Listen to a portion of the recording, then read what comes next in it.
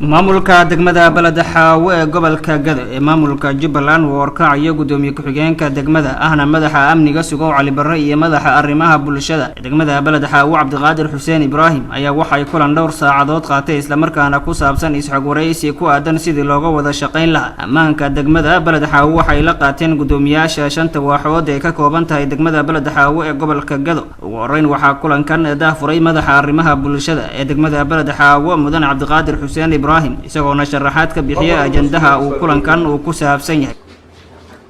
dadka xaafadaha xukuuma adduunka dadka ugu muhiimsan bulshada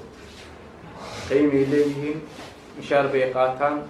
waxa way dadka bulshada lagala xukuuma ee bulshada taatan ay ku socoto amniga marka la dhaasiiba qodobka koobaad ee fariisiyo ee magaalooyinkaas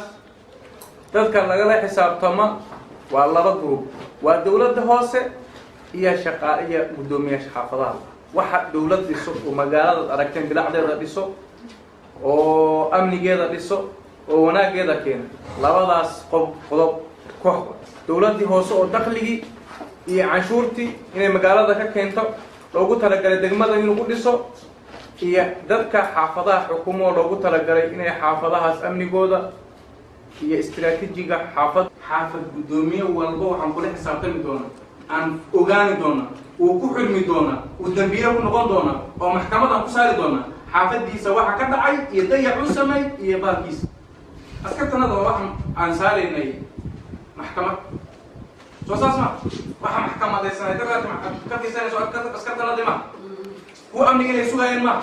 kuwa shabaab ku dila dagaalamay ma kuwa am shii u sameeyay anaga wax وأنا يكون أنت واحد أكثر نادا أو يانا مش حاول قالوا محكمة دين إن شغال لقى عيرة محل كذا ما نايم ماي شغال أنا ولا لقى عيرين وتعالوا محكمة هالمو صار محل مو سويدي غير مسؤول حكي سكوتا ماي شباب كبري يسكو سويدي حافظ يسكو سويدي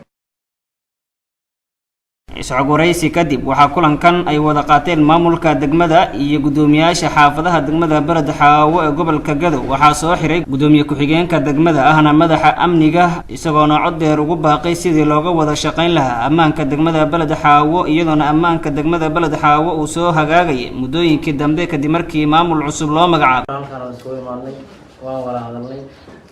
waan kala tagnay hadeer aan انت عن مغنين محل ناقب صومي هذيك محل صوت شغيسين أنا كم محل شغيني إيه نسلان وحق لون ديار واحد إن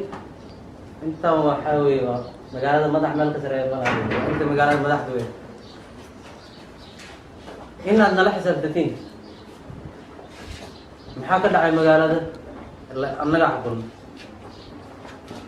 عنق حوالها دال الرعية حاول مركز سوي ولا ويديا محمد بالتهبة لا مغن قال نهبة لا مغن عسام با مغن وحنا مغن مقالة عدة توجي فتنا نجوا حنديارنا هنا نلا حساب كتير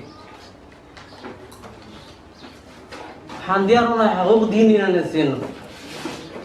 حقوق ديننا كل دين يا كل دين أنا نسينا هدي أنا لحظة إنه شبه دين حنقنينا قف مرة نمو شغينا سيد مرة كل شغينا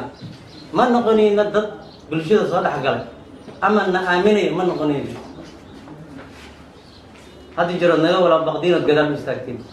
مرة فحساك أن يسوي على البر انقلض انقلض إننا هنا ديجا بقين وتكلم يقول لك تيم حني وحنا سميسو أنا قواي سنين دهديد ديار بانونا شريف أحمد تاجر جبلان TV بلد حاو.